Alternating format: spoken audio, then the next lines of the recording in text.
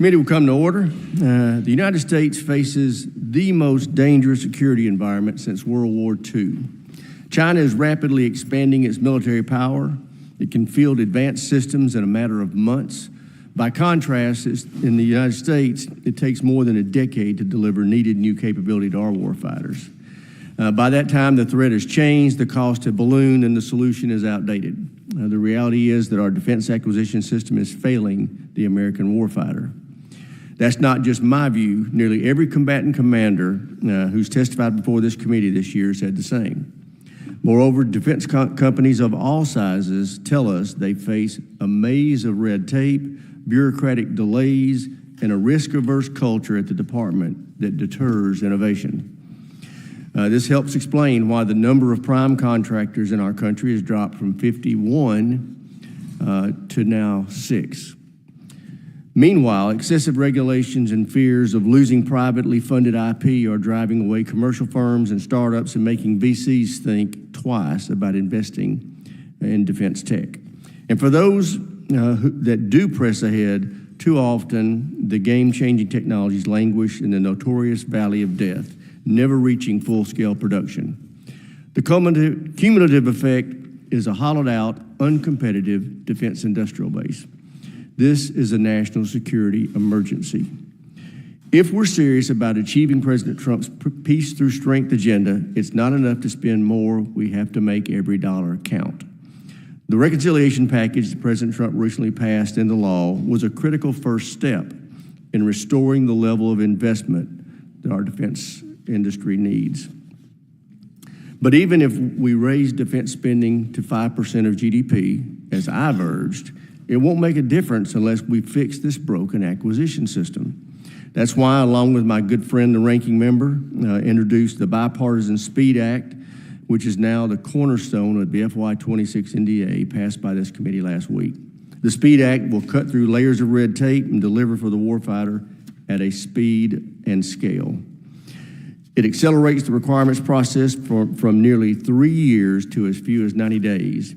It empowers program executive officers and gives them greater budget flexibility. It prioritizes commercial solutions and fosters an environment where innovation can flourish by removing barriers to entry and bridging the valley of death. It modernizes outdated and overly burdensome regulations that slow delivery and inflate costs. It promotes a data-as-a-service model that gives the department access to the technical data it needs to sustain its systems while preserving the intellectual capital of the American industry. It creates the Defense Industrial Resilience Consortium, bringing industry to the table to address challenges from supply chain fragility to restoring surge capacity. And most importantly, it drives much-needed cultural change. No more rewarding paper pushers or over problem solvers. The SPEED Act fosters a culture of agility and responsible risk-taking where failing fast and learning quickly is seen as progress, not as a career killer. Let's be honest, past reforms have failed. However, I believe this time is different. The White House, the Pentagon, Congress, and industry are all demanding change. I commend President Trump for calling on the department to urgently modernize defense acquisition and streamline overly burdensome regulations. Mr. Duffy, we want to hear from you on how the department is acting on that directive to deliver to the warfighter. And I look forward to discussing how we can align our efforts to fix the defense acquisition system and ensure the U.S. Armed Forces are the world's most lethal fighting force, or remain that way. And with that, I yield to my friend, the ranking member, for any opening comment he may have. Thank you, Mr. Chairman, and thanks more than anything for your leadership on this issue. Acquisition reform is something we've been working on for a while. I think we've made a little bit of progress. Some of the past reforms have helped. They simply haven't gone far enough. Chairman Thornberry, I think, really did show some great leadership on this. Secretary Ash Carter, when he was there, began to move us in this direction. We've done some other transactional authority. We've learned some valuable lessons from programs that have, struggled, like the F-35, and so that the B-21, other programs, we moved in a different, better, more positive direction. But on a scale of 1 to 10, we've got about a 2 in terms of how far we've gone. And the acquisition reform bill that you've led on gets us much closer to that 10 we need to get to, and it is crucial that we push it all the way through the process for all the reasons that you stated. Innovation is happening faster now than it ever has in the national security world. The Pentagon, Congress, or Defense Industrial Base are not where they need to be to innovate as quickly as they need to. We need to realign the incentives, as you said, and we need to fundamentally change the culture. And I've said this probably 100 times in this committee now, but the best summary of it I've ever read was in a Foreign Affairs article a couple of years ago, where they said the Pentagon was built to be the 1950s Ford Motor Company. It needs to be 2022 Apple. It needs to be an innovative company, and all the cultural pieces that get us there to make that happen are going to be necessary. And it's all sort of 3 pieces of this. The Pentagon needs to change, Congress needs to change, and the defense contractor base needs to change, because there are incentives in place for all 3 of us to just keep the system where it's at. Process, if you work at the Pentagon, if you follow the process, you just sort of slowly stair-step your way up. And if there's 15 people who have been in charge of a program when it fails, it's very easy to go, it wasn't me, it was him. Those incentives are in place. Congress, we, get parochial, we protect our districts, we pound on, bureaucrats when they make mistakes. Meanwhile, we tie their hands so that they can't do it right. So we have to change as well. The defense contractor base, if they get these contracts that just lock them in to getting paid over and over and over again, whether or not they produce a product we need, that works for them too. All of those incentives need to be changed, and the culture needs to change. We've talked about this a lot. I won't go on length about that. I just want to close by saying the one big problem here is DOD and Congress is going to have to work together to get this done. You're not going to be able to do it on your own way. And this administration, this DOD, has shut out Congress more than any other DOD administration I've ever dealt with. It's stunning. I have not personally had a one-on-one conversation with the Secretary of Defense. I've sought out meetings with the Undersecretary for Policy. I've basically been told to piss off. Okay, that's just not going to happen, which is unbelievable to me. It is not just us. I mean, I understand that, to a certain degree, this administration wants Democrats to go away. That sort of partisanship isn't that unusual. But even the majority struggles to get basic information. We have still not been told about what weapons are being shipped to Ukraine by this administration and what their plans are. And again, we've been told, not really our business, okay? We cannot get meetings. We cannot have these consistent conversations. And that's going to be a problem in getting to the acquisition reform that we need. So I hope that improves. Now, don't have to just do what we tell you or whatever, but the basic communication has to happen. And it is not happening on an unprecedented level between Department of Defense and the House Armed Services Committee and the Senate Armed Services Committee. That needs to change. And with that, I yield back, Mr. Chairman. I thank the ranking member, and I agree with him. This has been disappointing, but I'm optimistic that we're going to have a better path forward with Mr. Duffy. But let me introduce our witnesses. Mr. Michael Duffy is the Undersecretary of Defense for Acquisition and Sustainment. He's accompanied by one of our former staffers here on the HASC, Mr. Jesse Tollison Jr., who is Acting Assistant Secretary of the Army, Acquisitions, Logistics, and Technology, Mr. Jason L. Potter, who is performing the duties of Assistant Secretary of the Navy for Research, Development, and Acquisition, Mr. William Bailey, who is performing the duties of Assistant Secretary of the Air Force for Acquisition, Technology, and Logistics, and Major General Stephen Purdy Jr., is Acting Assistant Secretary for the Air Force Space Acquisition and Integration. Thank you all for being here. Mr. Duffy, you're recognized for your opening statement. Chairman Rogers, Ranking Member Smith, and distinguished members of the committee, thank you for the opportunity to appear before you today to discuss acquisition reform at the Department of Defense. I'm honored to be joined by the acting service acquisition executives from the Army, Navy, Air Force, and Space Force to discuss this unique opportunity to drive meaningful change within the department. The department is at a critical juncture. We must transform how we deliver integrated capabilities to our warfighters with speed, scale, and operational relevance. The purpose of defense acquisition is clear: to equip our warfighters with the ability to deter our adversaries and win future wars. The geopolitical landscape has shifted dramatically recently. We are no longer in an environment where flexible timelines and risk avoidance are acceptable. What once took a decade must now be delivered in months or weeks to stay ahead of the threat. The urgency is reflected in the SPEED Act's central objective: shortening the requirements to delivery timeline and accelerating production at scale. I appreciate the committee's bipartisan leadership in driving bold reforms like the SPEED Act. Inside the department, we view this committee's leadership as a welcome invitation for partnership and collaboration to get serious about delivering meaningful reform that will drive outcomes. In my role as the Undersecretary of Defense for Acquisition and Sustainment, I strive to fulfill the solemn responsibility and unique opportunity to modernize how the department delivers capability, faster, smarter, and in a collaborative partnership with American industry. My top priorities are clear: deliver capability at speed and scale, rebuild a more resilient defense industrial base, reform outdated processes, and empower our acquisition workforce to operate with agility and confidence. Under the leadership of President Trump and Secretary Hegseth, we've launched the most aggressive acquisition reform initiative in decades.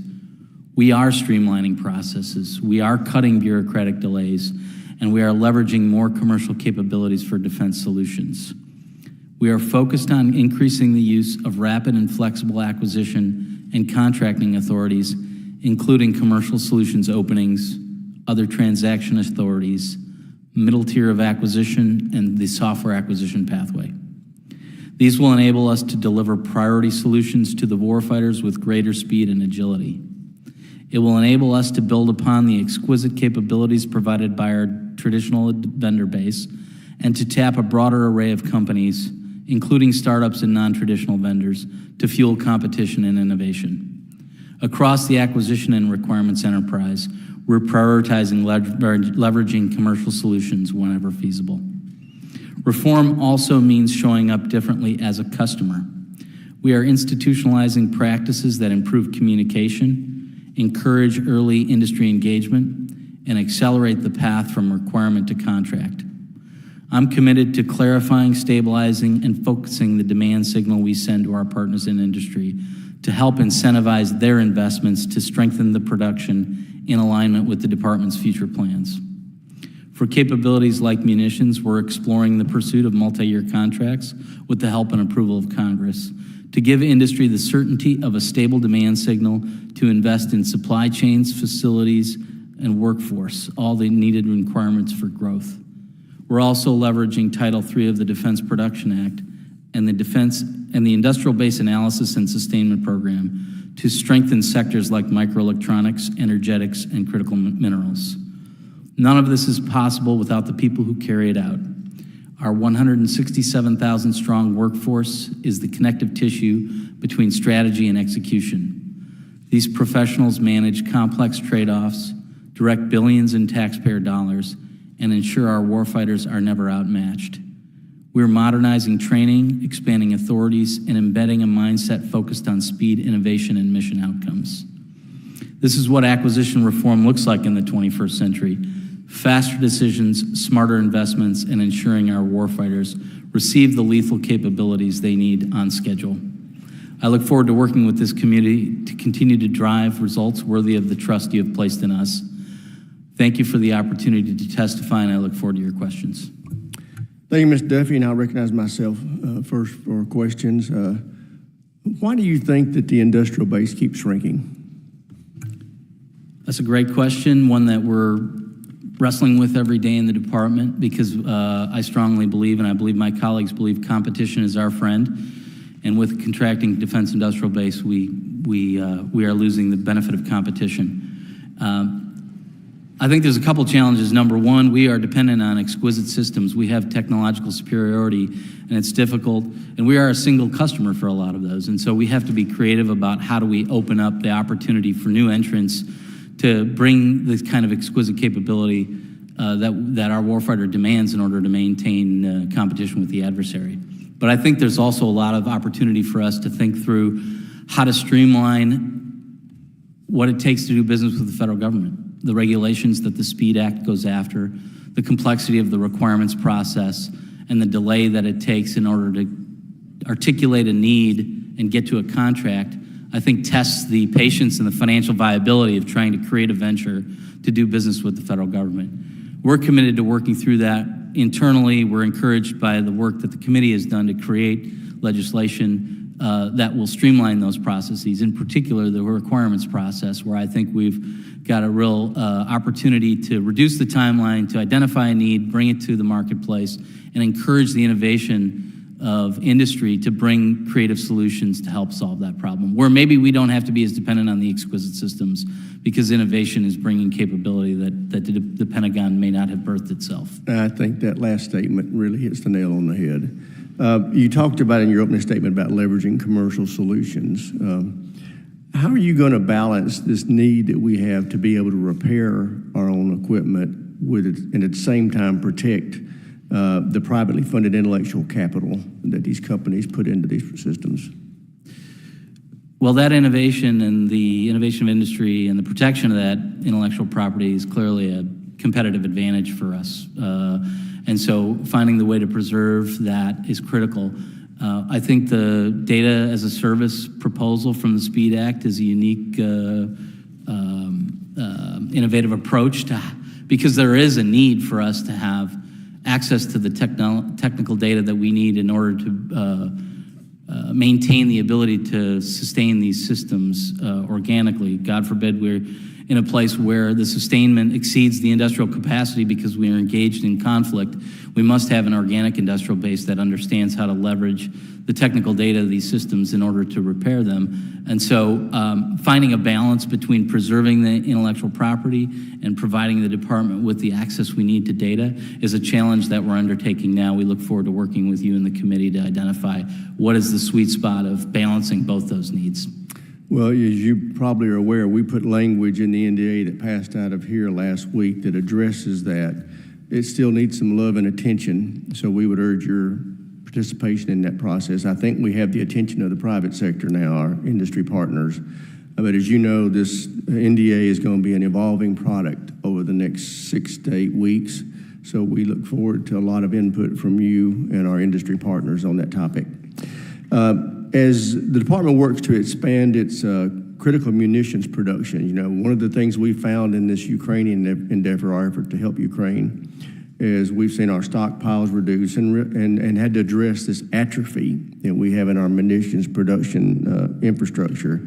How are you partnering with our allies, or are you partnering with allies on co-production and ways to advance interoperability of these systems?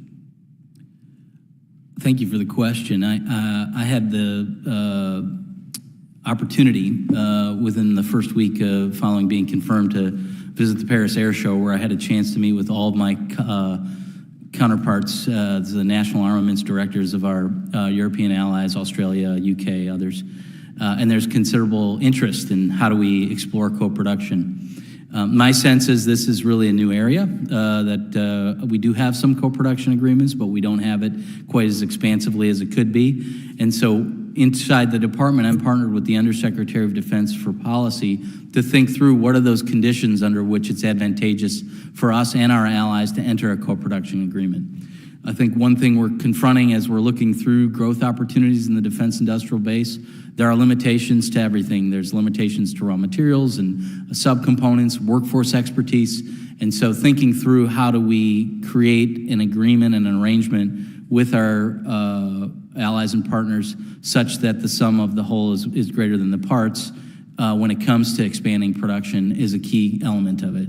And so I think there's considerable interest. There's complexity, as I mentioned, to the calculation. Do the allies and partners have sufficient demand to justify the economic cost of establishing co-production within their industry. And so I think we are working through how do we help explore these opportunities in a way that's thoughtful. That goes to the second part of my question, though, and that's what I was really getting at. The ranking member and I have traveled a lot through Europe and talked with our allies in NATO about the challenges.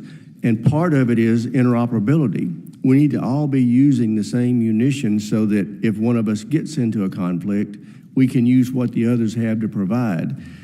So that's part of what I'm hoping you'll push in the dialogue with these folks, is that we can all produce it. And if we will all start using these common systems, there's going to be customers because different countries are going to be buying at different times. This is something that General Donahue, who's leading our European Army forces, has really been a proponent of, and he's got two followers in me and the ranking member, and then that's the path forward. So I hope you'll be focusing on that. With that, I'll yield to the ranking member for his questions. Thank you, Mr. Chairman. I think the most important thing you said is the acquisition reform, the SPEED Act that we're doing gives us a real chance to make substantial changes. We want to get that right. So I think between now and when we get to that happy day, and hopefully October, November, when we pass the defense bill, making sure that we're working closely together and getting that as close to right as possible is going to be crucial. Just one follow-up on the foreign partner thing, I think it's crucial. To get to the capacity that we need, we're going to need foreign partners. So two questions about that. How do you balance that versus some of the domestic content demands? We want to obviously maintain our own industry, but we're not going to get there on our own. So we need the partners. And then second, with the tariffs that have been done in a variety of different places, is the people putting the tariffs in place talking to you guys and saying, okay, how does this impact, where we need to get certain key defense articles? Is the tariff policy contemplating our defense needs in that way? So there's two things there. Yes, sir. First question. I think the way I've thought about approaching this is how do we get, as much as possible, a holistic understanding of the demand across all of our allies and partners. So we've got clear understanding of what our need base is, and then we've got an FMS system that we're looking to reform under direction of the White House to modernize how we track. Sorry, but I'm more focused not sort of on how we use them, but how we build them. And how we can say, okay, we can't, well, you're talking about shipbuilding or munitions, maybe we've got a partner, maybe Norway can build it. Maybe Australia is beginning to build Gimlers, for instance, the AUKUS deal, But at the same time, we have a lot of domestic demand and, we have a lot of demand for being able to make it in America. That's what I'm interested in, sort of on the development side. Sure. And I think actually understanding the demand helps on the development side and the supply side to say that we understand that holistic supply. Now let's look at what are the constraints that we face domestically to provide an industrial base that can produce at the capacity that we need, and then how do we look at extending that in ways that are value added. That's why I think it's a complex equation, but we can't be bogged down by thinking it through, as the Pentagon is often guilty of. And so I think on the munitions side, we're exploring, and hopefully this will be part of my theme throughout the discussion today, is the mission that we have is delivering capability. Acquisition reform is an enabler of us to do that more quickly.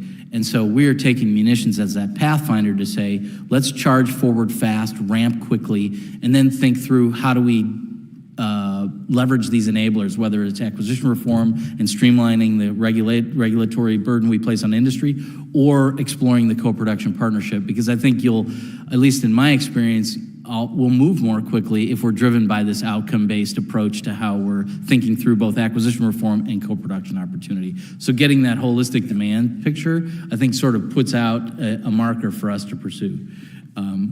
With respect to the tariff policy, we are certainly actively monitoring the impacts of that to defense production. I'll confess I don't have chapter and verse on how those regulatory. There's a lot going on, and it changes rapidly. Yes, so sir. I can understand that. Yeah. But certainly we're my team is very attuned to how we can mitigate any impact that might have on our ability to acquire quickly. Yeah, I just think it's going to be crucial to build up our capacity collectively as an alliance. When you look at all of the needs we have, drones, missiles, ships, we're not going to be able to do it all on our own. So we really want to emphasize those partnerships. Last question. So one of the things that really struck me, the DIU and the efforts at R&D have been really kind of successful in the sense that if you're an innovative company and you've got a good idea, you've got a decent shot of getting a contract to do R&D and develop a new idea in any of 1,000 different places. Where we fall off is if that idea bears fruit and we decide we want it, the gap, the valley of death we talk about between R&D and procurement. Is solving that problem really as simple as just giving more flexible money to the Pentagon to make the quick decision and say, instead of having to change the color of money from R&D to procurement and going through a 2-3-year process, we'll just say, hey, if you like that, we're going to give you $10 billion, go buy it? Or are there other things that we need to change so that we can more quickly get to that point that when we develop a technology, when we develop a capability, and we decide, gosh, I love that, I want 1,000 of them, you can just go do it. How do we make that move more quickly? I'll start and ask for any input from my colleagues. I think that certainly the flexibility of funding is helpful. I think I'm not an entrepreneur, but I've talked to enough to know that your run rate and your ability to sustain funding to keep a company alive on a 2-year cycle is challenging. And so ensuring that we have the flexibility to make money available to scale those technologies is critical. But I also think it goes back to a lot of the things that we're thinking through in acquisition reform. How are we placing burdens on companies? I think there's a lot of flexibility that maybe we haven't fully taken advantage of with other transaction authorities and trying to provide relief to some of the cost accounting standards to younger non-traditional companies. So that's another opportunity for exploration, because certainly we don't want to miss an opportunity to take advantage of a promising technology because a regulation or a bureaucratic process got in the way. Ranking Member Smith, the Navy's had good success with DIU partnering on some unmanned systems, unmanned surface vessels, unmanned underwater vehicles, where DIU was able to put out an RFI in January 2024. November 2024, the performer demonstrated success, and by May of 25, we were able to award a production OT of about $400 million for a significant number of small USVs. Similar on the UUV front, we had a commercial UUV that DIU was able to test, and it made more sense to go with a FAR-based contract into production, which we've done. So I think DIU is a powerful tool, and we'll work kind of through each use case of what makes sense. Yeah, that makes sense. Thank you very much. I yield back. Thank you, Mr. Chairman. Chair recognizes the gentleman from South Carolina, Mr. Wilson. Thank you, Chairman Mike Rogers. And first and foremost, I would like to thank all of you for coming to testify today in your service to our nation. Your backgrounds are unprecedented to serve the American people successfully. We appreciate your push for a strong America by way of peace through strength by helping to get us we need to face and deter our enemies. We're in a Cold War we did not choose, between dictators with rule of gun invading democracies with rule of law. War criminal Putin, the regime in Tehran, the Chinese Communist Party, continue to modernize their capabilities and rapidly expand as they grow closer to one another, the largest military peacetime buildup in world history. The U.S. must remain ahead of adversaries to ensure that we maintain peace through strength. And my questions really are in appreciation of Chairman Mike Rogers' bipartisan initiatives. Secretary Duffy, from my 23 years service on the committee, sadly, we've made more attempts at acquisition reform than I care to count. Addressing the issues with our acquisition process is vital to ensuring our warfighters are properly equipped to deter enemies. Technological advances are achieved today remarkably as never before in history. From your view, why is it so hard to fix the system which clearly needs to meet the needs of the warfighters? Well, thank you for your question, Congressman, and I agree. I've been around the Department of Defense for about 15 years, and it is frustrating that it continues to be a challenge for us to learn how to acquire systems. In that time, as I've thought about how to approach this job, I do think the differentiator is execution and leadership. And so I'm privileged to serve under Deputy Secretary of Defense Feinberg, who I believe is really taking it right to the problem. We are having unprecedented levels of engagement with industry leadership. I was in Huntsville last week talking to the program managers and program executive officers. I think bringing the urgency and the desire for change to the folks that are really executing the mission and ensuring and providing them with the assurance that they have the top cover. So if they're going to take risk, it's under our direction, and it's calculated risk, but it's the risk that's required to move fast. I think when we establish a precedent like that and then we recognize and reward folks who repeat that behavior, it's my hope and my projection that we'll be able to systematize some change. It's very encouraging. 15 years at the Pentagon, and you're still optimistic. This is good. And Secretary Duffy, I'm grateful to represent the 2nd District of South Carolina. It's the home of AGY of Aiken, a leading innovator in manufacturing of specialty glass fiber solutions serving the global country composites industry. What steps in your office are being taken to ensure that we continue to have the capability to produce unique, critical manufacturing materials in the United States and thus preserve this essential starting point of America's national security supply chain? It's absolutely critical that we ensure that we've got a diverse industry. One of the challenges that we've confronted as we're thinking through this acquisition reform is our dependency on single source suppliers. And so finding those unique businesses that, whether they're dual use or single source, how do we reinforce the ability to provide capability from a diverse set of actors? So we're always looking at where is there fragility in the defense industrial base and how can we apply the resources and authorities that Congress has applied to reinforce that strength. Well, and it's exciting that AGY also produces the interiors for the 787 Dreamliners that are made by Boeing in Charleston. So we can have a fusion as China is achieving of military and civilian purposes, and AGY would be classic. Additionally, as you've mentioned, saving time for current commercial offerings, can you give some examples? Well, I just was having a great discussion with General Purdy before the hearing about how space benefits so tremendously from dual-use application, where the commercial industry is stimulating investment that the department can benefit from. And so I think looking across all of our offering, all of our needs, and identifying how are there ways for us to leverage commercial investment to extend the purchasing power of the Pentagon is top of mind. Thank you very much. And again, we appreciate each one of you, and I yield back. Thank the gentleman. Chair, and I recognize the gentleman from Connecticut, Mr. Courtney. Thank you, Mr. Chairman. And again, I just want to follow up on Mr. Smith's opening comments about the need for the department and Congress to continue to collaborate at the highest level possible.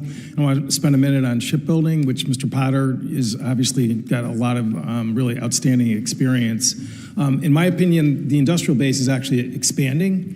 Right now, the industrial base funding, which Congress started in 2018, initially as the SIB and now is the MIB, the Maritime Industrial Base. We're now seeing in Alabama, South Carolina, Florida, Philadelphia, Pennsylvania, strategic outsourcing and new shipyard growth in every one of those areas there for steel fabrication.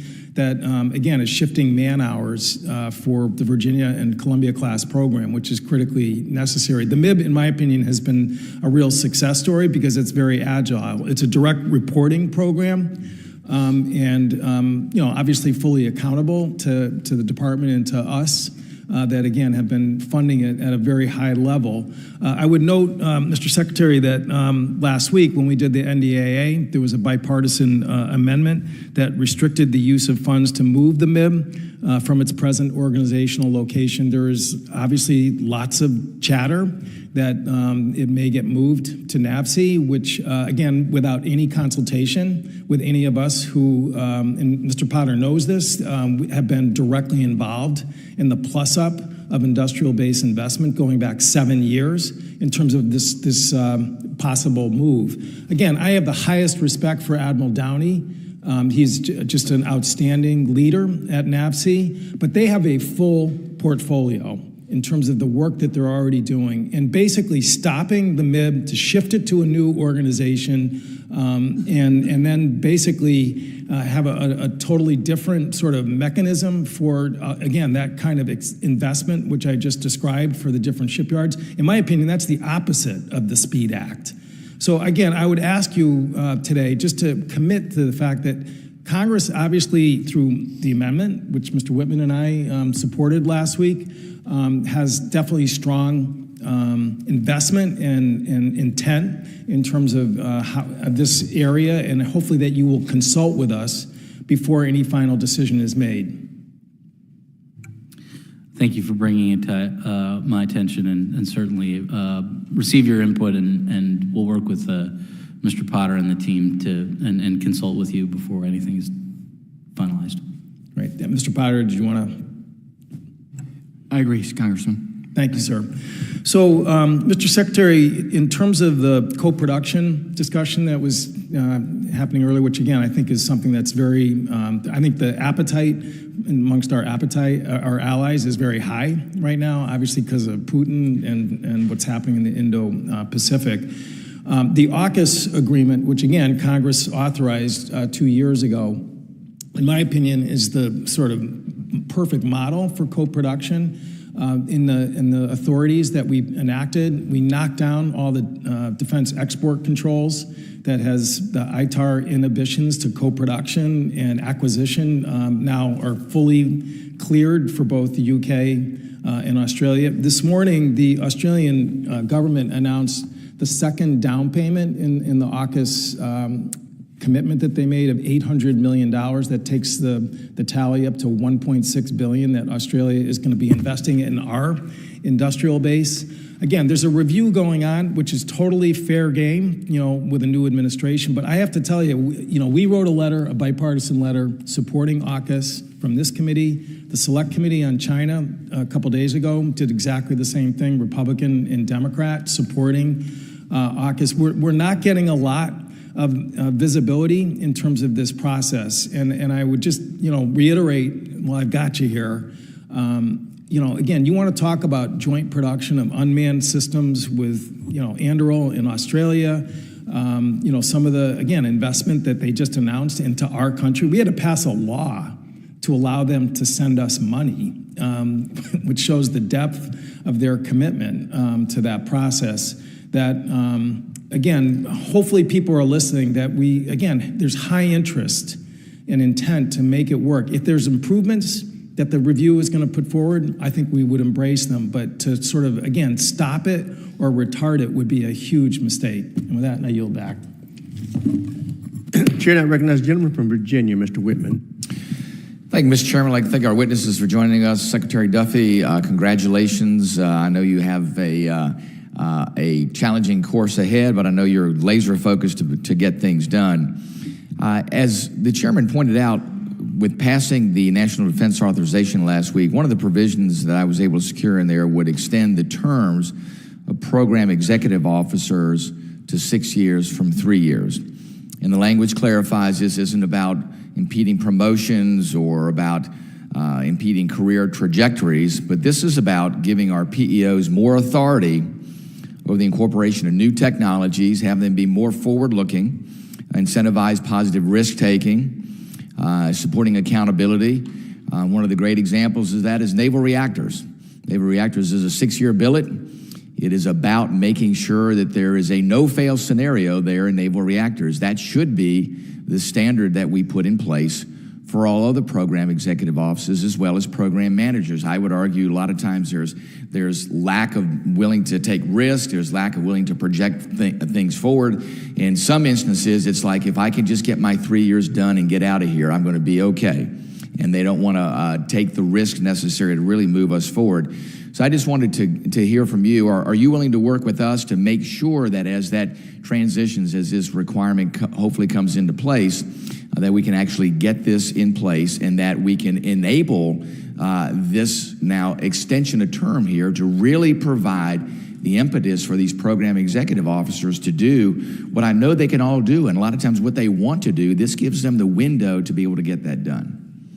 Well, thank you for your leadership on that issue. I will say that we can talk about acquisition reform, and we should, and we will, but none of it's enabled if we don't have a workforce that's empowered to execute it. Yeah. And so we are undertaking an initiative that was directed by the Modernization of Acquisition Process Executive Order issued in April that asks us to examine the workforce holistically. What are the roles and how do we optimize that? So I think that's very aligned with your proposal. I think I appreciate a couple of your comments there. Authority, incentives, accountability all need to be key ingredients to how we tackle this problem. So 100% have our commitment to work together to figure that out. That's great, Mr. Secretary, and thank you. You're right. Empowerment gives the ability for everyone to be part of that vision to move things forward. Also, in the FY26 National Defense Authorization Act, there's a provision there that would scale up the successful model that's put forward by DARPA, the Defense Advanced Research Projects Agency, that allow more companies that in the qualified Department of Defense consortiums, much like the one that is in your office, the Defense Industrial Base Consortium, to sponsor facilities clearance. So to be able to get more people into the classified space so they can actually understand what are the needs. And a lot of times these are smaller companies. These are companies that, don't have the ability to build their own skiff, but they would like to participate in this.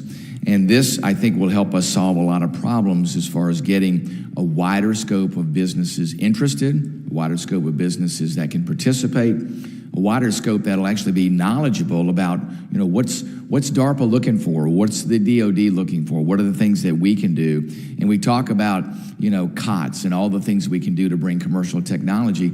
Well, if the companies out there don't know what Department of Defense is looking for, if we don't give them more of a windshield or more of a place to have access, then we won't get those companies to play in that space. So I'm committed to working with you to expand those opportunities. Want to get your perspective if there are additional things that we can do in addition to the Defense Industrial Base Consortium opportunities to provide those openings for folks to understand what are the needs of the DoD.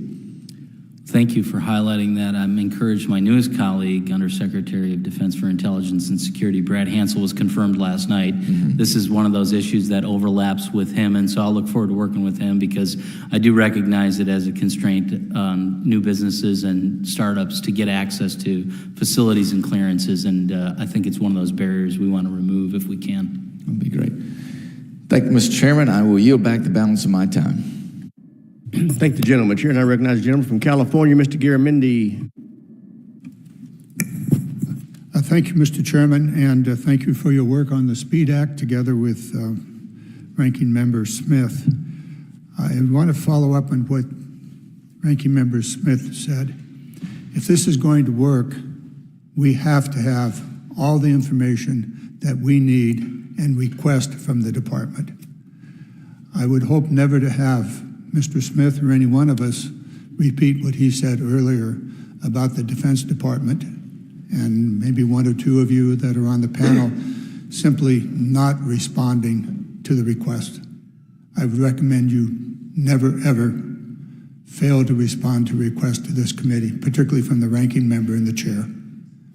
There's a heavy price to pay, and you will eventually pay it. So I want to start with that. The weapons acquisition program that the GAO has assessed is $2.4 trillion over the years ahead. 106 programs, 79 major defense acquisition programs, 20 middle tier, 7 future major weapons programs. It goes on and on and on. Clearly, the oversight of this committee not only demands information, but requires information. There's an ongoing dispute over who controls the GAO. Let me be clear. The GAO is not your department. The GAO works for us. And if you want to have a fight, we'll fight about that. Internal to the Department of Defense are multiple review organizations, many of which are being gutted, presumably in the area of faster, better.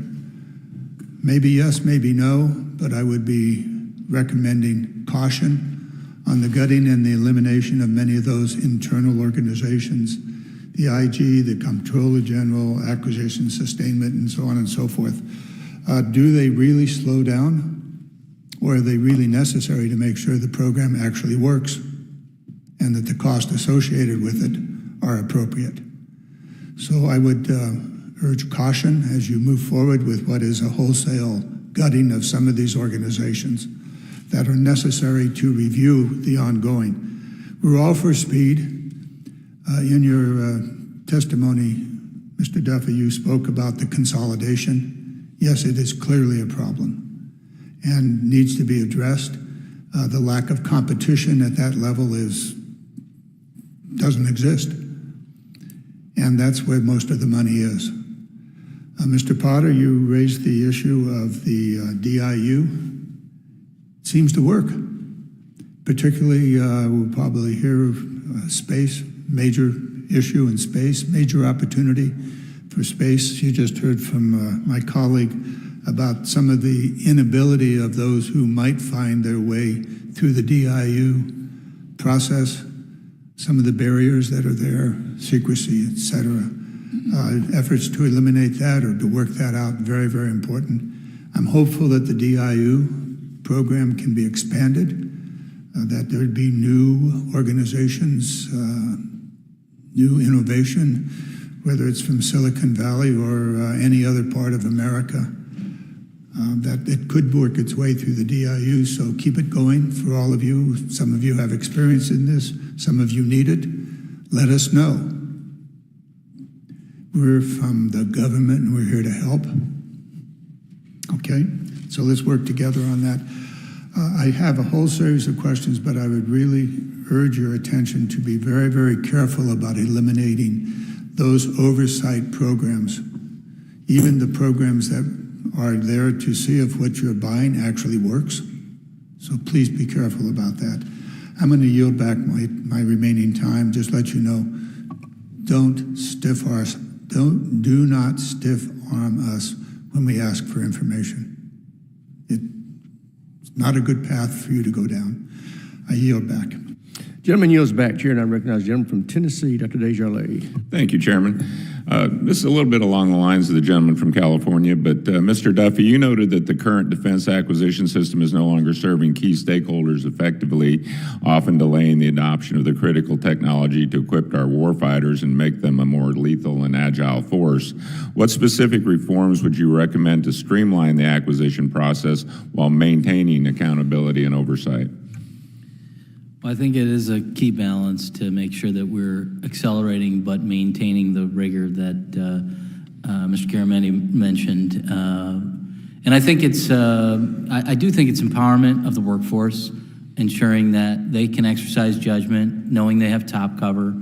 We have a deep body of knowledge and expertise on how to develop these systems.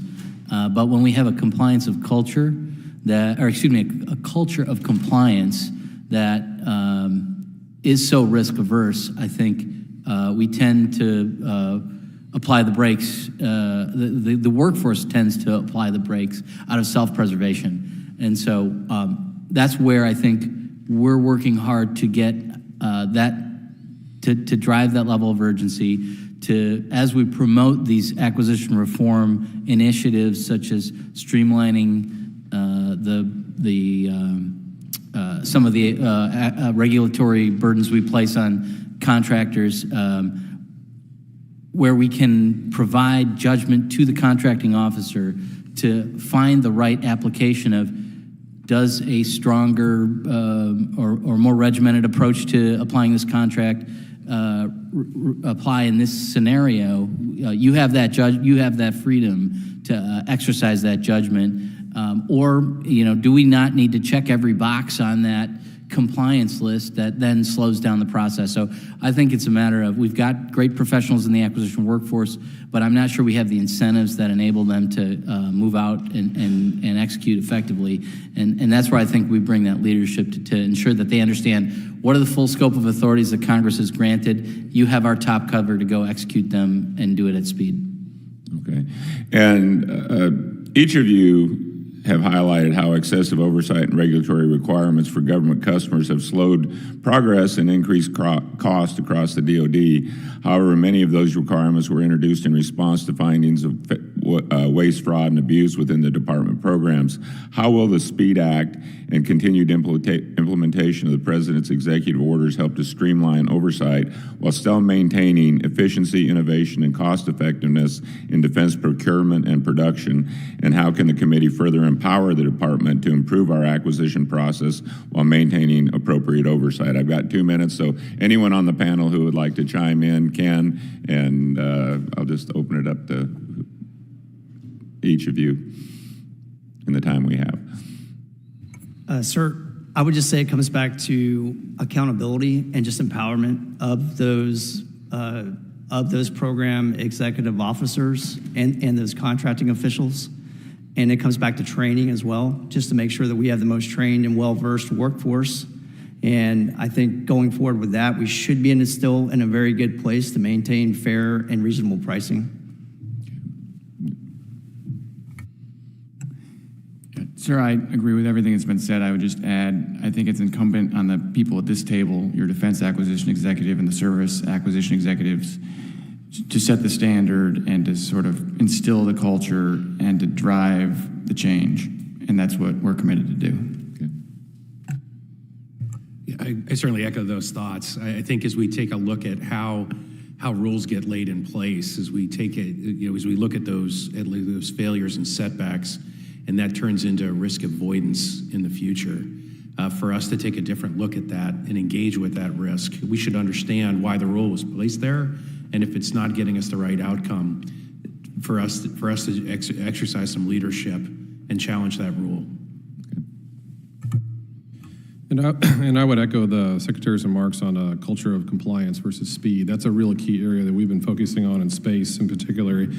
And then the SPEED Act hits on a couple of key areas: portfolio management, funding flexibility, and then I would even add delegation. Those are key areas where I think that we've got examples over the last several months where, had we had those authorities in place, we might have been able to get our activity done faster. Very efficient use of my last 2 minutes. Thank you all. I yield back.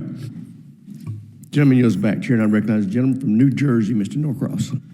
Thank you, Chairman, and thank the witnesses for coming here today. And as you can see how excited we are about the defense acquisition reform. And the folks that you're seeing here are the ones particularly on the hardware committee on what we're dealing with day in and day out.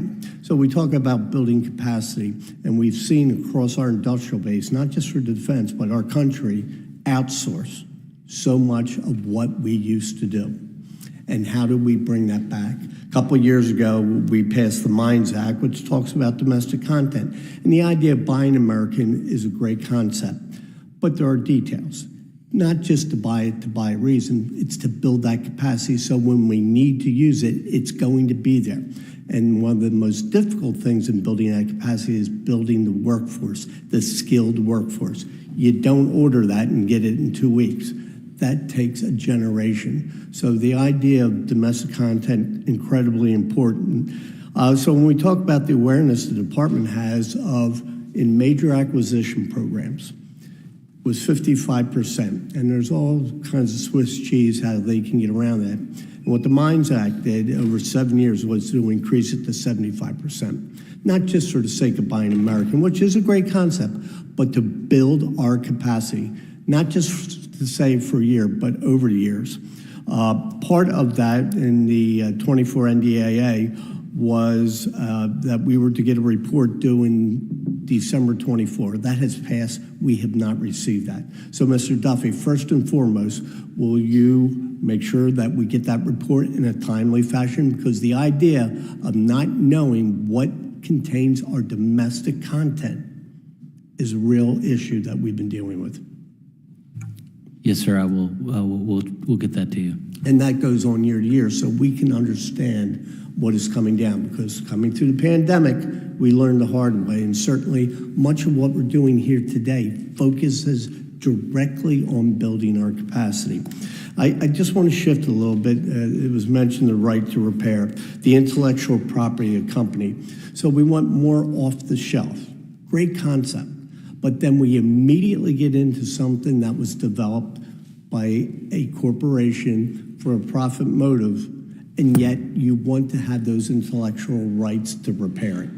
This is an extremely difficult issue to talk about, particularly when we're building, let's say, for a vehicle that's built on a commercially available. The idea of just turning it over is something that is going to be a problem. The F-35 is the old way. We unfortunately don't own that, and we are paying for it as we go down the road. But how do you balance the right to repair, what we need in the field at the appropriate time, versus a company's intellectual property? It can't be all cases all the way. We took a stab at this in the NDAA, but this is going to be an ongoing issue, particularly when you're asking off the shelf. How are you going to deal with that? I think it's a very important and excellent question, and I think we have to be creative about how do we, is there a surgical way to get access to the data that we need in order to enable us to repair and sustain the systems without violating the intellectual property protections that are the profit motive for corporations and are really the enabler of our industrial capability.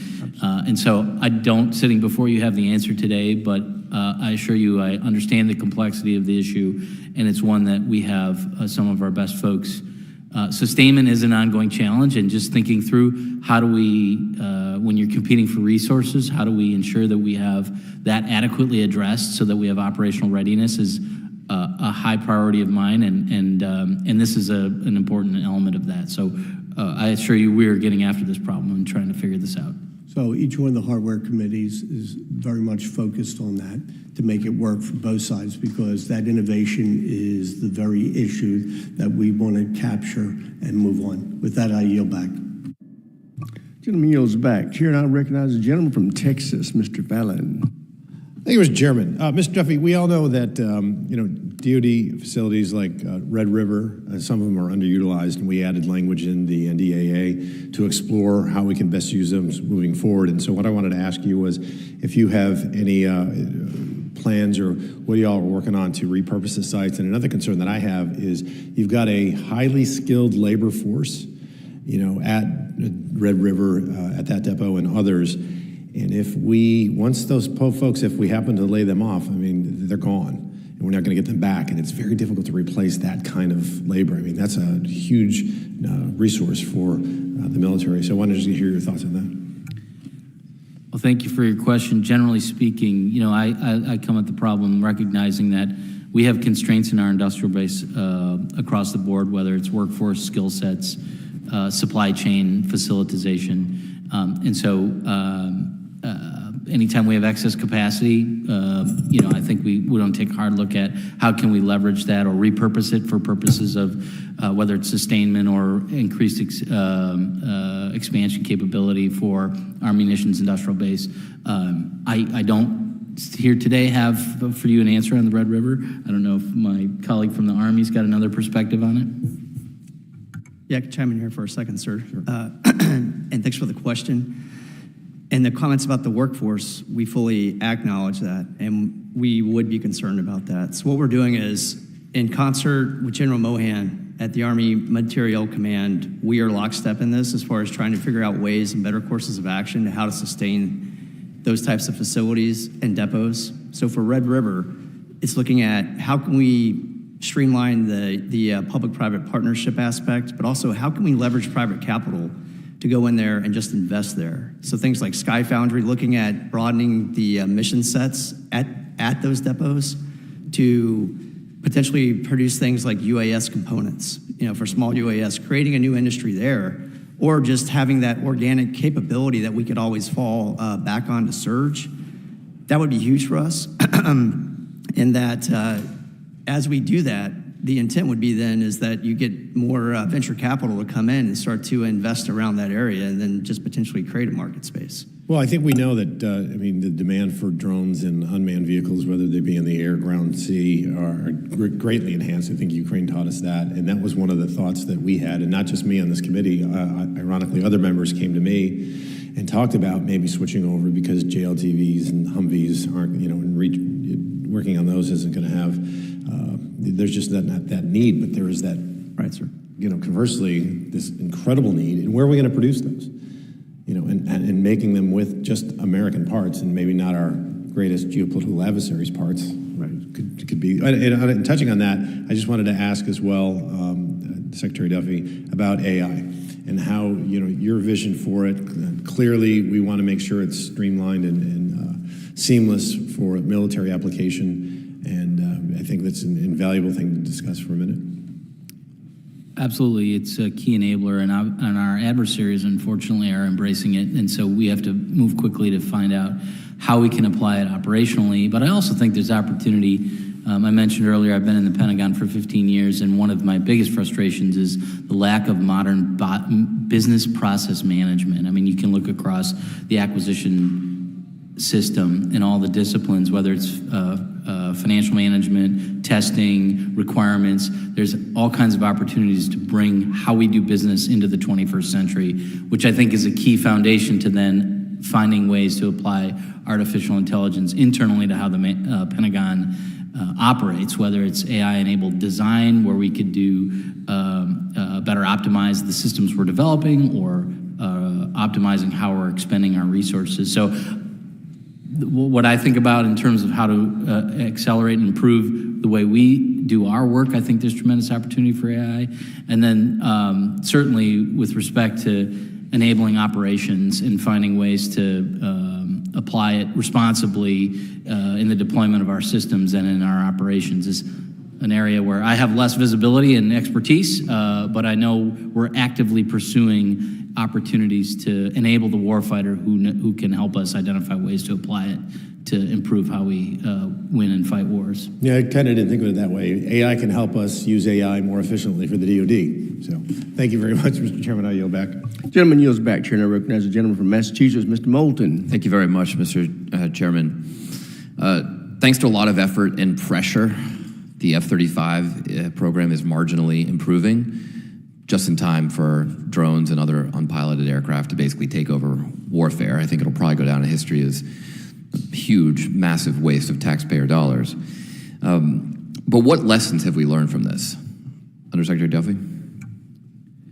I think we've learned a lot of lessons. Number one, I think there is an element of, and I think you'll see some of that based on my conversations with my colleagues in the Air Force, of F-47, where we maintain a government reference architecture, which inherently in the design of the system gives us insights into how the system is architected, allows us to maintain competition in the development of mission systems and hopefully competition throughout the life cycle of the program. So that's number one. I think number two is, we need to go fast. We want to go fast. But the risk of concurrency in pursuing technologies that are not fully mature yet, trying to incorporate them into a weapon system can end up slowing us down. So I think it's having the expertise to apply the judgment to find how can we accelerate and how do we need to just slow down a little bit and make sure we're doing rigorous evaluation of how to deploy mature technologies into systems that doesn't delay us in the long run. Another problem with the F-35 is that they tried to get a part in every state. And that's one of the reasons why it's taken a lot of effort for Congress to apply pressure, because there are a lot of colleagues who don't want to lose that business. How are we going to fix that with the F-47? Sir, I might defer to my Air Force colleague on the acquisition strategy on the F-47. No, I appreciate that as well. The idea of, like Undersecretary Duffy had just mentioned, the approach there regarding the government's understanding of how the work will be done by Boeing. In this case, what are the suppliers to those guys? Are they really the best in class? Are they really performing? Using an open architecture so that if one isn't performing, what are the alternatives? Maintaining a base of potential suppliers so that we are not completely locked in. So let's talk about that base for a second. In the last 30 years, DoD has dropped from 51 prime contractors to 5. Do you believe that this is over consolidated market, or are there things that DoD should do to increase competition under Secretary Duffy? I absolutely think competition is critical in ensuring that we're preserving competition when we're thinking about it's a challenge, right? You want to always pursue the. I'm sorry, go ahead. Well, should previous administrations have pursued antitrust litigation, or what? Like, how do we prevent this over consolidation? My focus is going forward, and I think it's how do we think through when we're making acquisition decisions. And I do think F-47 is an example of the new kind of thinking that we need, where we're not surrendering the entire architecture of the system and the acquisition strategy to a single contractor, where we can maintain diversity in a single platform and participate in the competition going forward. And I agree with that, but if there are only a handful of contractors, then you're kind of back in the same position. So how do we prevent this over consolidation in the industry? Well, I think that you will always have a need for these exquisite systems for traditional vendors who can bring together a supply chain workforce, all of that. But I think that in this case, where you have a more open approach to those subsystems, you can be diversifying the industrial base actively as a government, where you're more participatory in who are the suppliers that are providing those subsystems. And it's that stepping stone from a subsystem to a prime it's a required, I think, for growth of the defense industrial base. Mr. Bailey, did you want to add something? Yeah, sir, if I could pile on as well, because certainly along those lines, right, you have only, it is very capital intensive to go through, to have facilities to be able to construct all those things. So we look at other opportunities in the industrial base at those subsystem levels, certainly. But that's not to totally forget that we can create more opportunities to bring new entrants in or scale smaller ones. And we see that in our collaborative combat aircraft program, where we have the companies that are performing in there are not from that traditional ilk, right? And they are looking at how to build complete systems. And then the question for them is now we take a look at their ability to produce on those as well. Great, thank you, Mr. Chairman. The gentleman from Massachusetts brings up a topic that's going to take a lot of time for this committee in the future. That is a huge challenge that he just addressed, that we really don't have the solutions to, but we're going to have to figure it out if we're going to be able to meet the threats that we have. But with that, I will recognize Ms. Kiggins from Virginia. Thank you, Mr. Chair, and thank you to our hearing panelists today for being here. I appreciate the work that's being done to speed up the acquisition procurement process. We hear a lot of complaints about it.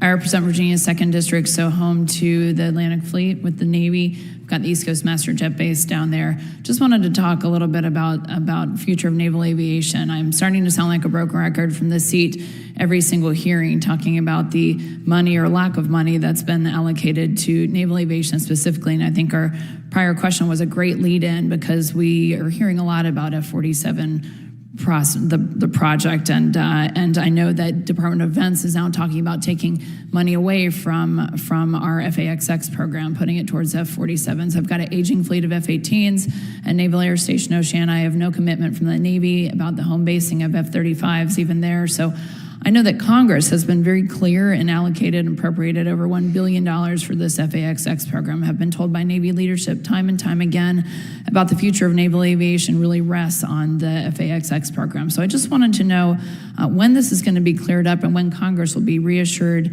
that this proposed program will be executed. And I'd like to hear from Mr. Duffy and then Mr. Potter. Well, I think that's an ongoing discussion within the department. Is the president made the decision to go with F-47. There's a continuing discussion about FAXX and the opportunity on the Navy Air, and so I would defer to Mr. Potter on more detail. Yeah, thank you, sir. Congresswoman, as you know, the Chief of Naval Operations has a requirement for sixth-generation aircraft for the future carrier air wing, and the department's committed to getting our warfighters the sixth-gen aircraft they need as soon as possible. The stakeholders across the DoD are working to manage the risk across FAXX and other programs to make sure none are delayed, and we'll expect to have a way ahead in the near term. It's an ongoing discussion, as the Undersecretary said, within the department, and we look forward to continuing to work with this committee on it. Well, when we talk about taking that money from the Navy and we can't use F-47s on aircraft carriers, so I need more of a commitment, more of decisive leadership coming from the Navy saying that we are going to prioritize that East Coast master jet base either in the form of F-35s, in the form of FAXX. Congress could not be more clear in our piece of the puzzle and our being a balance of one of our branch of our government and where we want that money allocated. So it is a further discussion, but when you talk about timeliness, and I know this whole hearing is about the timeliness of acquisition procurement, I'm out of time on my naval aviation side. My Hornets are over 30 years old out there, and they've been a great fighting platform. But when you look at what we're faced with our potential China fight, I need FAXX, I need F-35s, I need to get them in the hand of my carrier air wings on the East Coast master jet base. Oh, by the way, we only have 2, West Coast, East Coast. Please prioritize that. I want to a little bit talk about shipyards, my remaining time, just because I have a lot of those in Hampton Roads as well. Just wondering about if there's any appetite for public-private partnerships. We talk about the infrastructure needs, infrastructure upgrades at Navy shipyards under the Shipyard Infrastructure Optimization Plan, SIOP plan. Mr. Duffy, is there any appetite for maybe a public-private partnership? Because I feel like that might be the quickest way to get some of these infrastructure repair work done. Very happy to explore the public-private partnership model. Shipbuilding industrial base is a big challenge, and I know that Congress has made a significant investment to ensure that we've got modern facilities. The Deputy Secretary of Defense is working in partnership with the Secretary of the Navy on exploring all options to ensure that we have a workforce and an infrastructure base that can support the needs of shipbuilding and ship maintenance, and so happy to, open to all ideas on that. Great, thank you. And then also wanted to ask if there is any effort to co-develop things with our allied partners, and specifically we had a meeting this week about directed energy systems in the form of Iron Dome. I know our Israeli partners have really worked and almost perfected probably that system, and we're talking about implementing Golden Dome here, and just wondering if there's any, again, appetite for co-development or licensing such systems, especially so we can put them in things like Navy ships, and we know we have a lot of use for directed energy platforms, so we don't need to spend the time, reinvent the wheel. We've got great allied partners who are working on these projects. I think that makes a lot of sense. My colleague, Undersecretary for Research and Engineering, is really focused on how do we get cutting-edge technology ready to scale, and so I'd be happy to have a conversation with him about how are we pursuing co-development opportunities. Thank you, appreciate that. My time's up. I yield back, thank you. Gentlelady yields back. Chair, and I recognize the gentleman from California, Mr. Carbajal. Thank you, Mr. Chairman. It's been over a year since Space Force and the department each published their commercial space strategies. To maintain space superiority, we need to lean into commercial space industry. Let's be clear, the Space Force and the entire Department of Defense, for that matter, is dependent on commercial space industry. General Purdy and Secretary Duffy, can you tell me where the Space Force is at on the implementation of the commercial space strategy? Sir, thanks for the question. The commercial space strategy has quite a few implementation steps throughout it. Many of those are on the operational side, and the Space Force can take for QFR, the details of what we're doing there. On the acquisition side, we've got quite a few activities going on, one of which is a complete survey across all our program managers and all our PEOs on the status of what they're doing to consider commercial space and actually make progress. We've been laying the steps for that for years with our activity with both DIU and SpaceWorks, SBIR Phase 1, Phase 2s, and then getting into StratFi cooperative relationships with venture capital. That's been very successful. We built a good pool of commercial new space companies.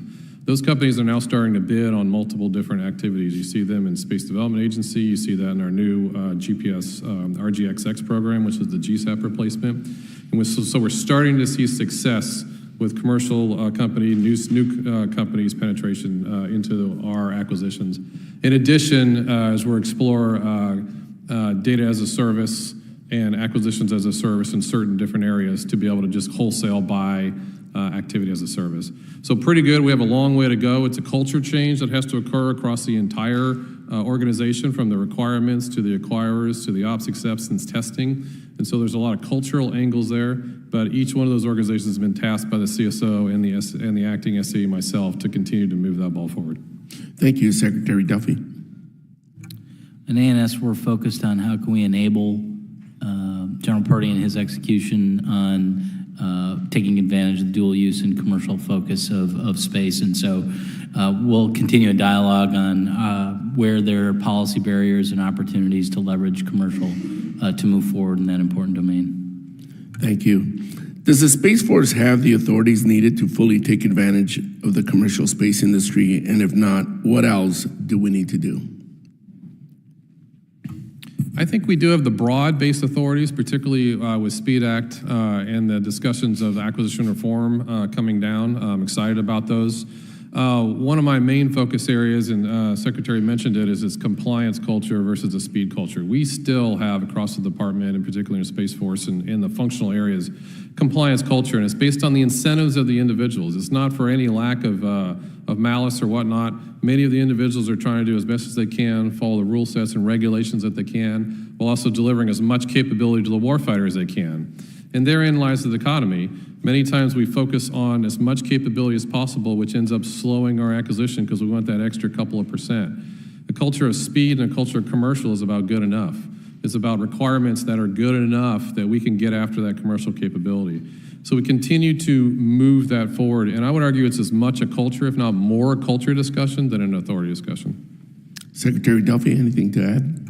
Well, I think General Purdy hit on it pretty well, especially when it comes to whether it's the SPEED Act or the internal workings within the department to provide greater flexibility under requirements. I think that will give us the pathway to take better advantage of commercial technologies, which may not have been inherently designed to meet military needs, but are good enough for us to be able to leverage much more quickly. Thank you. I'm going to ask you to think for a minute. Can you give an example of both a success and a failure of commercial space integration and any lessons we learned? Okay. A couple of successes that I would poke at would be starting success. We haven't seen the fruition of that. When we stopped the GSAP program and we moved into a commercial-based model, we took requirements off. That allowed us to go from a classified activity to an unclassified activity and to get after commercial and hopefully even foreign military sales. That is a success to start that acquisition program. I would argue that the NSSL Phase 3 activity that we stood up for launch, particularly Lane 1, is all about setting up a structure of success for commercial. And I struggle to come up with a failure right off the top of my head, sir. Thank you. I'm out of time. I have a couple more questions that I will submit to you. Mr. Chair, I yield back. I thank the gentleman. Chair recognizes the gentleman from Indiana, Mr. Mesmer. Thank you, Chairman, and thank you, members or witnesses, for being here today. General Purdy, you've previously discussed OTAs in front of this committee and how Space Force has increased the use of OTAs by 470%. As the DoD works to implement Golden Dome Initiative and modernize defense acquisition, what lessons learned can you share on using these innovative authorities in bringing space programs from RFI to award to development and eventually production? So, sir, from initial discussions with General Gutlein and the team, for particularly on the SBI, the Space-Based Interceptor piece, we continue to use all these lessons learned and continue to grow forward. They plan to intend to be as fast as possible. They've already hit commercial a couple of times in those areas. So constructs like OTAs, which are exactly correct, 470% increase in the last couple of years on the Space Force side. Constructs of MTAs, which are the acquisition kind of broad strategies, allow you to move fast.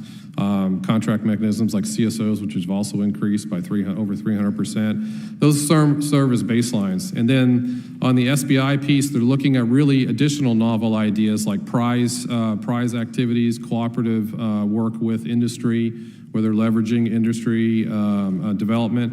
And then I think I'm going to go back to that requirements element. We're not trying to gold standard and define the requirements up front, but broadly speaking, what are we trying to get after and let industry bid to those pieces? And then we have the maturity and flexibility to pick different elements that might have different levels of capability, but each provide their own uniqueness and bring those forward. And finally, the opportunity to have multiple winners in the end game and not just a one and done, I think is critical. It allows you to have continue to build that industrial base that allows you extra resiliency. Okay, excellent, thank you. I applaud your statement in your testimony highlighting how OTAs can expand participation in the defense ecosystem, accelerate innovation to meet our modern day demands.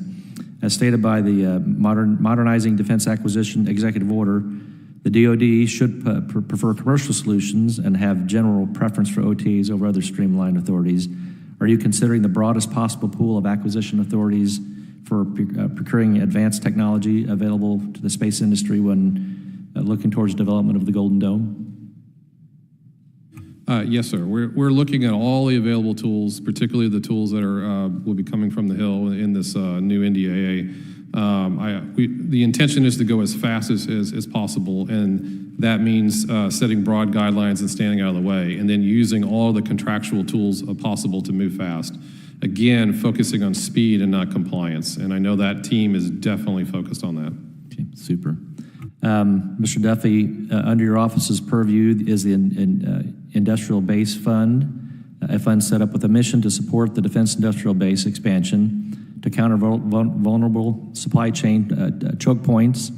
I believe the IBF's mission is essential and that the fund should be modernized to enable the DoD to prioritize the most urgent needs and ensure those efforts are fully and appropriately resourced. Can I get a commitment from you to work with myself and my office to ensure these modernization efforts move forward in the most concrete form possible? You have my commitment, sir. We are undertaking an aggressive effort to ensure that we apply the best due diligence and introduce accountability when we're dispersing these funds so that we're assured that the department gets the return on investment to expand the industrial base and really meet the needs of the department. Very good. Mr. Duffy and Mr. Tollison, I joined a list of fellow Congress members on July 17th, 2025, to Secretary Driscoll expressing concerns over the potential award to a foreign entity on the contract to build the main propulsion system on the next generation battle tank. How is this consistent with potentially a foreign country being awarded, consistent with building up our domestic defense industrial base? Congressman, I'm not familiar with that particular issue. I will say, though, generally speaking, I believe that we would always prefer domestic to the extent that we have it available, but to the extent that it constrains our ability to move fast, I think we always would need to look for where do we have industrial capacity. So I defer to my Army colleague in case he has additional comment there. Okay. I would say, sir, thanks for the question. We're very much aware of what the letter was asking for. So this, as you know, was it's part of the M1E3 acquisition strategy as far as essentially starting the development of the next generation Abrams tank. The way that strategy is set up is the prime contractor is sort of the lead systems integrator, and they were in charge of picking their subs. And one of the subs that they chose to go with, my understanding, they went with a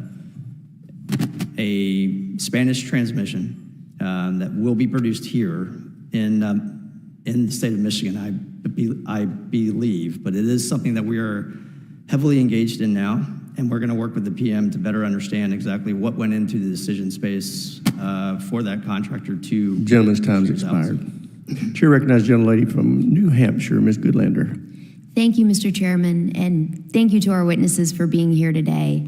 Mr. Duffy, I really appreciate your testimony about the importance of competition in the defense industrial base. And I'm grateful to the chairman and the ranking member for their leadership on acquisition reform, which is such a crucial part of promoting competition, which is going to go to the heart of cutting down on waste, fraud, and abuse, and it's going to strengthen our military readiness across the board. I wanted to ask you, just thank you for your written testimony on the major defense acquisition program reviews that are underway. From your testimony, I take it that these reviews are still ongoing. Is that the case? That is correct, yes. And I did notice that it's a 90-day review, so I'm just curious if you have a sense of, from the April 9th executive order, when you expect your review to be complete?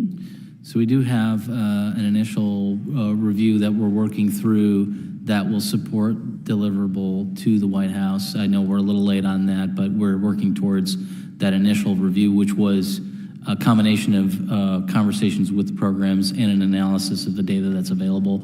But I think we're viewing the MDAP review process as continuous, right? It's a constant opportunity for us to evaluate the performance of those programs and engage with those program leaders to ensure that we're providing the top cover and support they need to execute. I couldn't agree more. It should be an ongoing review.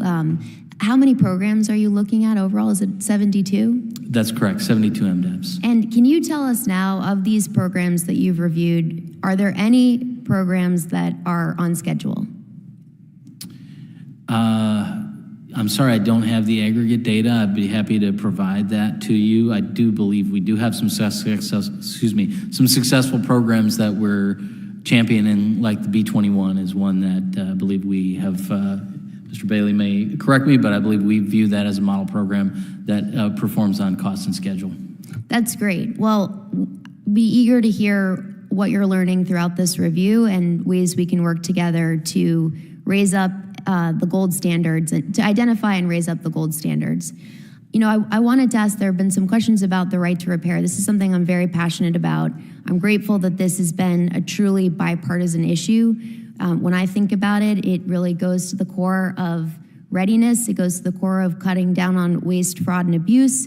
I want to ask you, as we look at, there are, of course, some technical issues to work out, some big questions about how we balance priorities and imperatives, but as we look towards implementation, I'm curious if there are particular systems that come to mind for you that you would say we should be focused on and prioritizing as we work to maximize readiness and reduce the risks to our service members?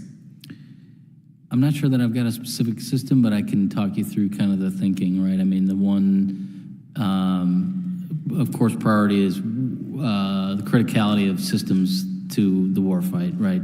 All our systems are important, but which ones are critical and how does that measure against the current operational readiness? And then how does that measure against our dependency on ensuring that they're sustained? So I think that would be part of, as we're working through those MDAP reviews, not just thinking about where are we in terms of developing and procuring those systems, but how are we thinking about what it would be required for us to maintain a whole of life cycle plan to address sustainment and I mean, traditionally two-thirds the cost of a weapon system is in the sustainment of it. And so ensuring that we're thinking ahead when we're acquiring a system to manage the cost and the ability for us to sustain that system throughout its life cycle needs to be paramount. Well, I thank you for that and look forward to continuing the conversation. You know, my home district, New Hampshire, is home to a number of small businesses that are really crucial to our nation's submarine and shipbuilding programs. These companies are really at the core of supporting DoD and the Navy in meeting their 2+1 Virginia-class and Columbia-class submarine manufacturing goal. In the past few months, I know the department has awarded a number of contracts to prime shipyards to cover large inflationary cost increases over the past 5 years. Small businesses in my district have said that they're facing the exact same challenges. So I wanted to ask you, Mr. Duffy and Mr. Potter, too, and I'll ask you this on the questions for the record, too, but I'm curious to know more about the department's approach to assisting small businesses, second and third tier suppliers like the ones in my district who are also experiencing these challenges. And those answers have to be for the record. We are now going to go to the gentleman from Minnesota, Mr. Finstead. Thank you, Chairman Rogers and Ranking Member Smith, and thank you to our witnesses for being with us today. Throughout your testimony and through your answers to my colleagues, we have heard about the approaches that the Department of Defense is taking to ensure that we are delivering integrated capabilities to our, to our warfighters at speed and scale. And I applaud your efforts and steps you are taking to streamline our DoD acquisitions process and integrating more small businesses into our defense industrial base. The importance of a strong acquisition process has been made abundantly clear. Mr. Duffy, while the DoD's push for right to repair aims to improve sustainment, as you just talked about a little bit, to cut costs and boost readiness, I'm concerned it creates significant business, legal, and technical challenges, particularly for small businesses and non-traditional suppliers.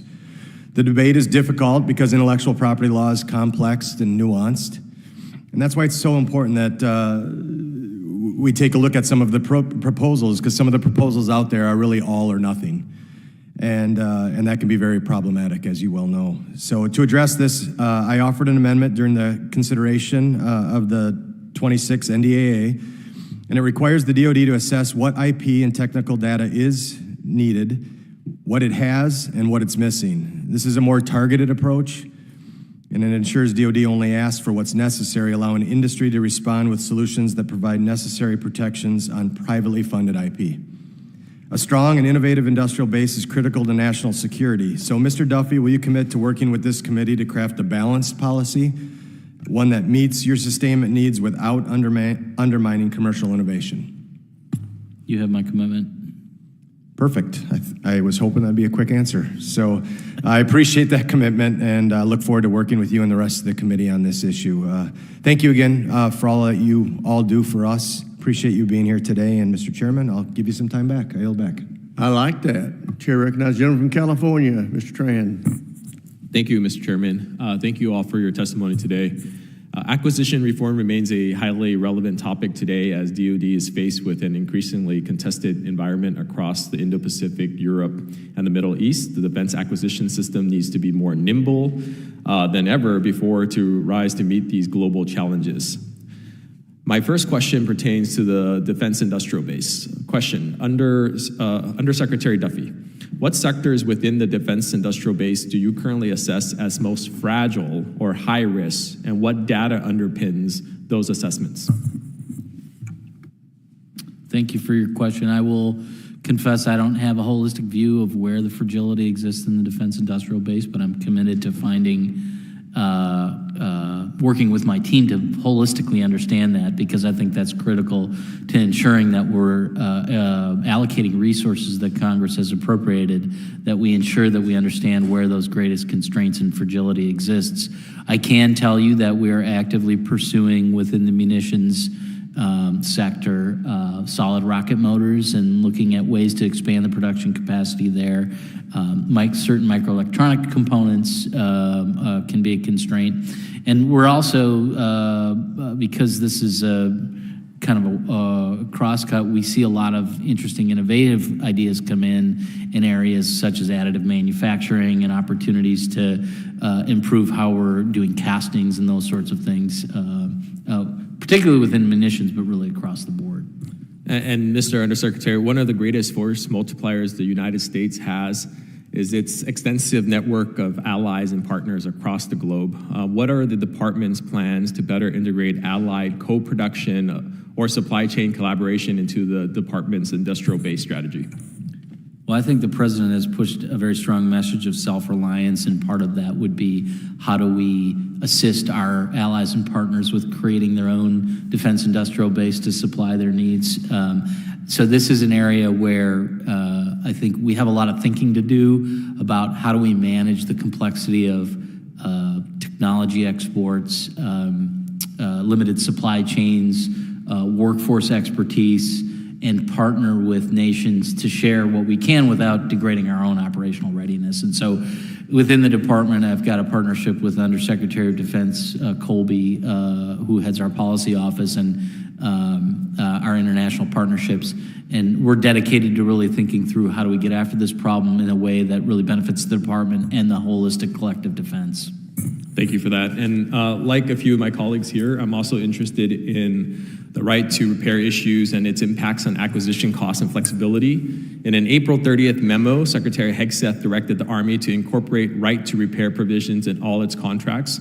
This is a massive undertaking that raises other questions about the ability of the Army acquisition workforce to negotiate these provisions in a timely fashion. But my question to you, Undersecretary Duffy, is how do you plan on supporting and executing the Secretary's intent in your acquisition process?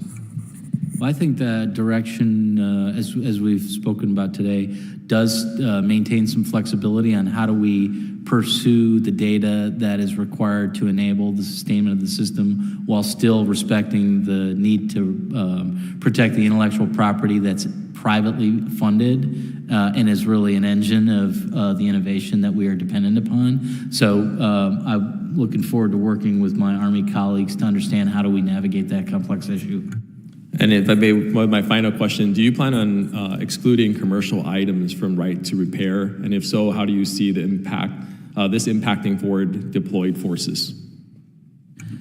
I'll have to get back to you on that. I don't think we've thought that, at least I haven't thought that through sufficiently enough to understand, but I'll just repeat the thought that I want to make sure that we're taking a balanced approach where we're respecting the intellectual property rights with the need for us to have access to information. Thank you, Undersecretary. Any gentlemen, anything to add?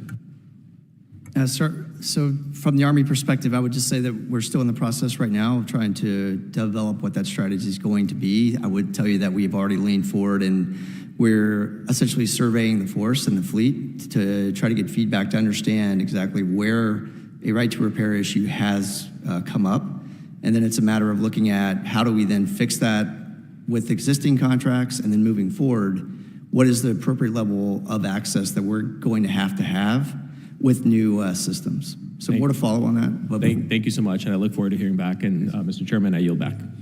Yeah, I think dealing with it prospectively is a little easier than dealing with existing technologies, but it's your job.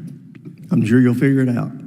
We'll go to the gentleman from Guam, Mr. Moylan. Thank you, Mr. Chairman. And as the representative for Guam, I know firsthand how delays in defense acquisitions hurts readiness on the front lines of the Indo-Pacific. And Guam is vital to our national security, but outdated process and supply chain gaps too often leave us waiting.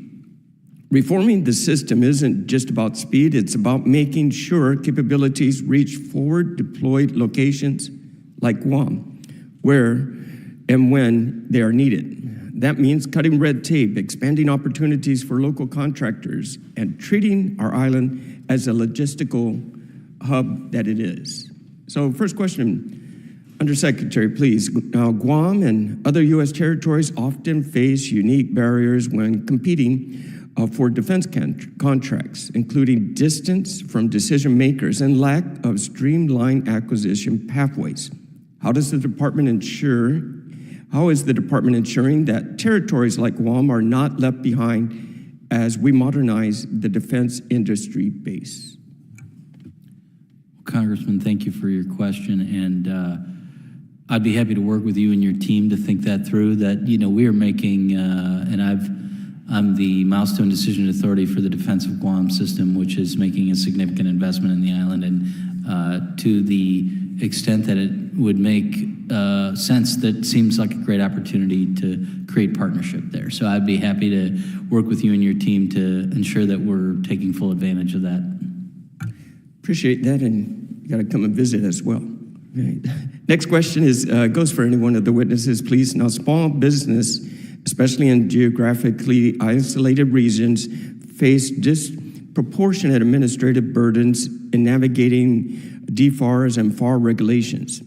How will the SPEED Act and EO implementation reduce the compliance burden and expand access to local territorial vendors?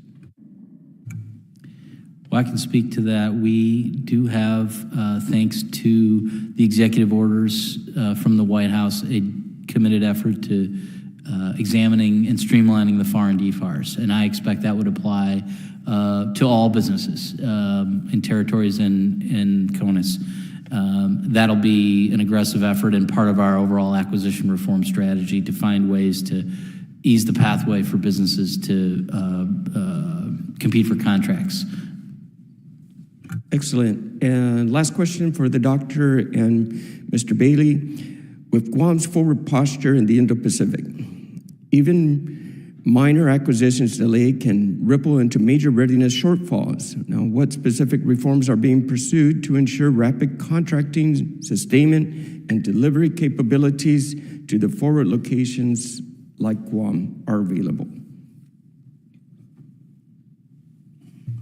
Thank you for the focus on that kind of issue. If you take a look, especially with the theme coming out of the Speed Act on the focus on the acquisition workforce, our contracting community has spent quite a bit of time on their culture and the climate that they profess, right? So they are mission-focused business leaders out there to get out to those locations, to see what's going on and figure out how to bring their expertise to bear, and all the tools that we talk about here, OTs for small business enablement, looking at flexible contracting strategies, open architectures, all to provide them the best solutions possible.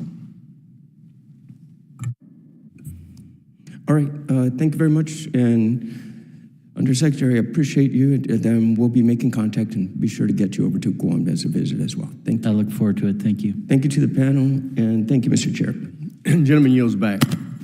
As you can tell from today, acquisition reform is our overwhelming focus this year. It's not only bipartisan, it's bicameral, and we want to work with the department, and I take you at your pledge yesterday on our telephone call and your comments today that going forward we're going to have much better communication because we're on the same team. We're not adversaries. We're trying to all get us to the same place. So I'm optimistic, and I thank you for your testimony, your participation today, and I'll yield to my friend, the ranking member, for any closing comments he may have. I agree with everything the chairman just said. So thank you for having the hearing. Yield back.